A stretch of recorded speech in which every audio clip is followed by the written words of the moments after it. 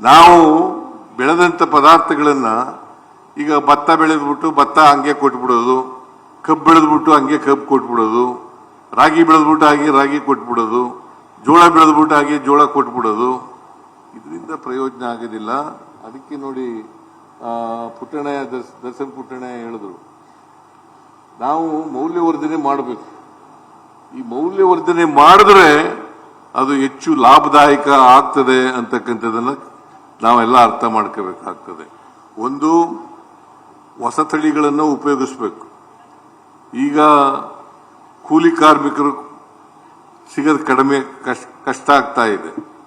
ಅದಕ್ಕೆ ಯಂತ್ರೋಪಕರಣಗಳನ್ನು ಬಳಸ್ತಕ್ಕಂಥದ್ದು ಕೆಲಸ ಕೂಡ ಆಗಬೇಕು.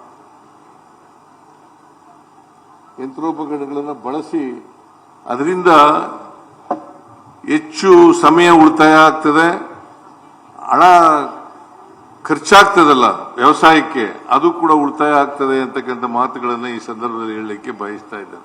ಸರ್ಕಾರ ಅದಕ್ಕೆ ಎಲ್ಲ ಉತ್ತೇಜನೂ ಕೊಡ್ತಾ ಇದೆ, ಎಲ್ಲ ಸಹಕಾರ ಬೆಂಬಲವನ್ನು ಕೂಡ ಕೊಡ್ತಾ ಇದ್ದೀವಿ. ಇದನ್ನ ಮಾಡಬೇಕು. ಬಹಳ ಇವತ್ತು ಯುವಕರು, ವಿಶೇಷವಾಗಿ ವಿದ್ಯಾವಂತ ಯುವಕರು, ಕೃಷಿ ಕ್ಷೇತ್ರದಿಂದ ಬಂದಿರತಕ್ಕಂಥ ಯುವಕರು, ಅವರು ಹೆಚ್ಚು ವಿಮುಖರಾಗ್ತಾ ಇದ್ದಾರೆ ಅಂತಕ್ಕಂಥ ಒಂದು ಚರ್ಚೆ ನಡೀತಾ ಇದೆ. ಸೊ ಅನೇಕ ಜನ ಪ್ರಗತಿಪರ ರೈತರಿದ್ದಾರೆ ಇಲ್ಲಿ ಪುಸ್ತಕದಲ್ಲಿ ಹೇಳಿರ್ತಕ್ಕಂಥ ಪ್ರಗತಿಪರ ರೈತರು ಹೇಗೆ ಹೆಚ್ಚು ಲಾಭದಾಯಕ ಮಾಡಲಿಕ್ಕೆ ಆಗ್ತದೆ, ಅದಕ್ಕೆ ಸಮಗ್ರ ಕೃಷಿ ಪದ್ಧತಿಯನ್ನ ಅಳವಡಿಸಿಕೊಳ್ತಕ್ಕಂಥದ್ದು ಅತ್ಯಂತ ಅವಶ್ಯ. ಜೊತೆಗೆ ಮೌಲ್ಯವರ್ಧನೆ ಮಾಡ್ತಕ್ಕಂಥದ್ದು ಅತ್ಯಂತ ಅಗತ್ಯ. ನಾನು ಅಲ್ಲಿ ಬರುವಾಗ ನೋಡ್ಕೊ ಬರ್ತಾ ಇರುವಾಗ ಚಲುವರಾಯಸ್ವಾಮಿ ಹೇಳ್ತಾ ಇದ್ರು, ಒಂದೇ ಗಿಡದಲ್ಲಿ 4-5 ತರದ ಉತ್ಪಾದನೆಗಳು ಬರ್ತವೆ ಅಂತ ಹೇಳ್ತಾ ಇದ್ರು. ಇದು ಯಾವ ಊರದು? ಫಿಲಿಪೈನ್ಸ್ನಲ್ಲಿ ರಿಸರ್ಚ್ ಸೆಂಟರ್ ಇರೋದು, ರೈಸ್ ರಿಸರ್ಚ್ ಸೆಂಟರ್ ಇರೋದು ಅಲ್ಲೇನೆ. ಫಿಲಿಪೈನ್ಸ್ ಅಂತ ಒಂದು ಸಣ್ಣ ದೇಶ. ನಾನು ಹೋಗಿದ್ದೆ ಒಂದ್ಸಾರಿ. ಆ ಸಣ್ಣ ದೇಶಕ್ಕೆ ಇತ್ತೀಚೆಗೆ ಬಂದಿದ್ದಾನೆ ಕೃಷಿ ಮಂತ್ರಿ. ಅಲ್ಲಿ ನೋಡ್ಕೊಂಡ್ಬಂದು ಹೇಳ್ತಾ ಇದ್ರು, ಇಲ್ಲಿ ನೀವು ಕೂಡ ನಿಮ್ಮ ಯೂನಿವರ್ಸಿಟಿನಲ್ಲೂ ಕೂಡ ಇದನ್ನ ಮಾಡಲಿಕ್ಕೆ ಪ್ರಯತ್ನ ಮಾಡಬೇಕು ಅಂತ ಹೇಳ್ತಾ ಇದ್ರು. ಅರುಣಿ ಕುಮಾರ್ ಹೇಳ್ತಾ ಇದ್ರು, ನಾವು ಈಗಾಗಲೇ ಪ್ರಾರಂಭ ಮಾಡಿದ್ದೀವಿ, ಒಂದೇ ಗಿಡದಲ್ಲಿ 2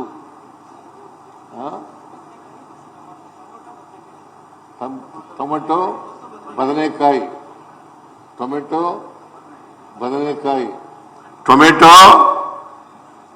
ಮತ್ತು ಬದನೆಕಾಯಿ ನೋಡಿದ್ರ ನೀವೆಲ್ಲ? ಏನ್ರಿ ಮಾತು ಹೇಳೋದಿಲ್ವಲ್ಲ? ಅಥವಾ ಅರುಣಿ ಕುಮಾರ್ ಹೇಳ್ತಾ ಇರೋದು ಸರಿನಾ ಇಲ್ವಾ? ಅರುಣಿ ಕುಮಾರ್ ಹೇಳ್ತಾರೆ, ಒಂದೇ ಗಿಡದಲ್ಲಿ ನಾವು ಕೂಡ ನಮ್ಮ ಯೂನಿವರ್ಸಿಟಿನಲ್ಲಿ ಸಂಶೋಧನೆ ಮಾಡಿರ್ತಕ್ಕಂಥದ್ದು, ಒಂದೇ ಗಿಡದಲ್ಲಿ ಬದನೆಕಾಯಿ ಮತ್ತು ಟೊಮೆಟೊ 2 ಬೆಳೀಲಿಕ್ಕೆ ಸಾಧ್ಯ ಆಗ್ತದೆ. ಅಂದ್ರೆ ಇವತ್ತು ವಿಜ್ಞಾನ ಬಹಳ ಬೆಳೀತಾ ಇದೆ, ತಂತ್ರಜ್ಞಾನ ಬೆಳೀತಾ ಇದೆ, ಸವಲತ್ತುಗಳು ಈಗ ಬಹಳ ಮುಂಚೂಣಿಗೆ ಬಂದ್ಬಿಟ್ಟಿದ್ದಾವೆ. ಇಂಥದ್ದನ್ನೆಲ್ಲ ಉಪಯೋಗಿಸ್ಕೊಳ್ತಕ್ಕಂಥ ಕೆಲಸವನ್ನ ಮಾಡ್ತಕ್ಕಂಥದ್ದು ಅತ್ಯಂತ ಅವಶ್ಯ. ಅದಕ್ಕೆ ಒಂದು ಮಾರುಕಟ್ಟೆ ಕೂಡ ಮಾಡಬೇಕು. ರಫ್ತು ಹೆಚ್ಚಿಗೆ ಮಾಡಬೇಕಾದ್ರೆ ಒಂದು ಮಾರುಕಟ್ಟೆ ಮಾಡಬೇಕು ಅಂತ ಹೇಳಿ ಅರುಣಿ ಕುಮಾರ್ ಅವರು ಹೇಳಿದ್ದಾರೆ. ವಿಶೇಷ ಅಧಿಕಾರಿಗಳು ಯೂನಿವರ್ಸಿಟಿಯವರು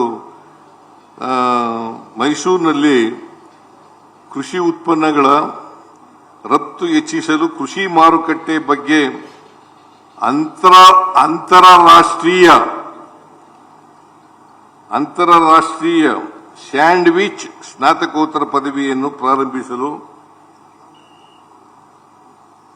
ಅಂತ ಸಲಹೆ ಕೊಟ್ಟಿದ್ದಾರೆ, ಪ್ರಾರಂಭ ಮಾಡಬೇಕು ಅಂತ.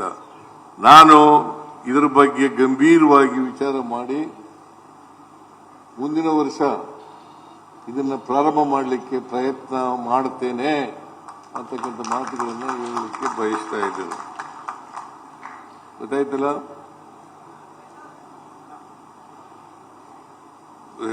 ಗೊತ್ತಾಯ್ತೇನೆಯ ಅಂತಾರಾಷ್ಟ್ರೀಯ ಸ್ಯಾಂಡ್ವಿಚ್ ಸ್ನಾತಕೋತ್ತರ ಪದವಿ ಏನಂತ ಕರೀತಾರೆ ಇಂಗ್ಲಿಷ್ನಲ್ಲಿ ಅದಕ್ಕೆ? International sandwich degree course. ಅದನ್ನ ಮಾಡ್ತಕ್ಕಂಥ ಪ್ರಯತ್ನವನ್ನ ಮಾಡ್ತೇನೆ, ಯೂನಿವರ್ಸಿಟಿಗೆ ತಿಳಿಸ್ತೇನೆ ಅಂತಕ್ಕಂಥ ಮಾತುಗಳನ್ನ ಈ ಸಂದರ್ಭದಲ್ಲಿ ಹೇಳಲಿಕ್ಕೆ ಬಯಸ್ತಾ ಇದ್ದೇನೆ. ಇನ್ನೊಂದು ಗೂಳಿಗೌಡ ಇನ್ನೊಂದು ಮನವಿಯನ್ನ ಮಾಡಿದ್ದಾರೆ. ಅದೇನಪ್ಪಾ ಅಂತಂದ್ರೆ, ಈ ವಿಶ್ವವಿದ್ಯಾಲಯದಲ್ಲಿ ಪುಟ್ಟಣೆಯ ಶಾಸಕರಿದ್ರಲ್ಲ, ಅವರು ಕೃಷಿಕರಾಗಿದ್ದರು, ಒಳ್ಳೆ ಕೃಷಿಕರಾಗಿದ್ದರು, ಅವರು ಶಾಸಕರು ಆಗಿದ್ದರು. ರೈತ ಸಂಘದಲ್ಲೂ ಕೂಡ ಇದ್ರು, ನನಗೆ ಜೂನಿಯರು, ನಾನು ರೈತ ಸಂಘದಲ್ಲಿದ್ದೆ. ನಾನು ರೈತ ಸಂಘ ಆದಾಗ ನಂಜುಂಡಸ್ವಾಮಿ ಅವ್ರ ಜೊತೆ ಮೈಸೂರು ಜಿಲ್ಲೆಯಲ್ಲಿ ಮೊದಲನೇ ಪ್ರಧಾನ ಕಾರ್ಯದರ್ಶಿ ನಾನೇ.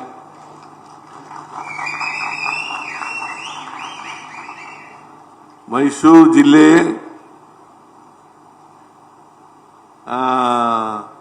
ನಮ್ಮ ಚಾಮರಾಜನಗರದವರು, ಅವ್ರ ಹೆಸರೇನಪ್ಪ ಮರ್ತ್ಬಿಟ್ಟೆ ನಾನು, ಅರಸೋಲ್ಲ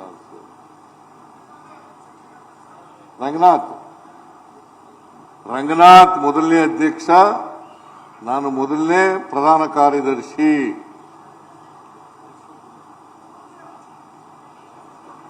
ರೈತ ಸಂಘದ ಚಾಮರಾಜನಗರದ ರಂಗನಾಥ್ ಅವರು ಮೊದಲನೇ ಅಧ್ಯಕ್ಷರು, ನಾನು ಮೊದಲನೇ ಪ್ರಧಾನ ಕಾರ್ಯದರ್ಶಿ.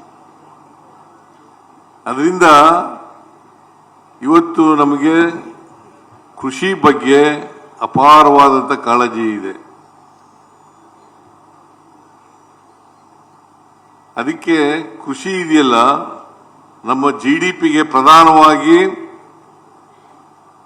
ವಂತಿಗೆಯನ್ನು ಕೊಡ್ತಕ್ಕಂಥ ವಿಭಾಗ ಬಹಳ ಪ್ರಮುಖವಾಗಿ 3 ವಿಭಾಗಗಳು ನಮಗೆ ನಮ್ಮ ಜಿಡಿಪಿಗೆ ಹೆಚ್ಚು ಉತ್ಪಾದನೆಯನ್ನು ಕೊಡ್ತೇವೆ. ಅದರಲ್ಲಿ ಕೃಷಿನೂ ಕೂಡ ಪ್ರಮುಖವಾದಂಥ ವಿಭಾಗ ಅಂತಕ್ಕಂಥ ಮಾತುಗಳನ್ನು ಹೇಳಲಿಕ್ಕೆ ಬಯಸ್ತಾ ಇದ್ದೇನೆ.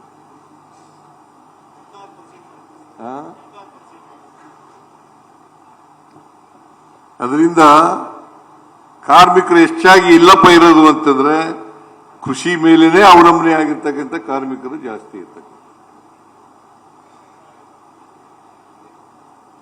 ಕೃಷಿ ಮೇಲೆ ಅವಲಂಬನೆ ಆಗಿರ್ತಕ್ಕಂಥ ಕಾರ್ಮಿಕರೇ ಜಾಸ್ತಿ ಇರ್ತಕ್ಕಂಥದ್ದು. ಅವರೆಲ್ಲ ಹಳ್ಳಿಗಾಡಿನಲ್ಲಿ ವಾಸ ಮಾಡ್ತಕ್ಕಂಥದ್ದು. ಅದಕ್ಕೋಸ್ಕರ ನಮ್ಮ ಸಮಾಜದಲ್ಲಿ ಅಸಮಾನತೆ ಹೋಗ್ಬೇಕಲ್ಲ. ಕೃಷಿಕರಿದ್ದಾರೆ, ಕೃಷಿ ಕಾರ್ಮಿಕರಿದ್ದಾರೆ, ಬಡವರಿದ್ದಾರೆ, ಮಹಿಳೆಯರಿದ್ದಾರೆ, ಹಿಂದುಳಿದವರಿದ್ದಾರೆ, ದಲಿತರಿದ್ದಾರೆ, ಅಲ್ಪಸಂಖ್ಯಾತರಿದ್ದಾರೆ, ಎಲ್ಲ ಜಾತಿನಲ್ಲೂ ಕೂಡ ಬಡವರಿದ್ದಾರೆ, ಎಲ್ಲ ಜಾತಿಗಳಲ್ಲೂ ಕೂಡ ಕೃಷಿ ಕಾರ್ಮಿಕರಿದ್ದಾರೆ.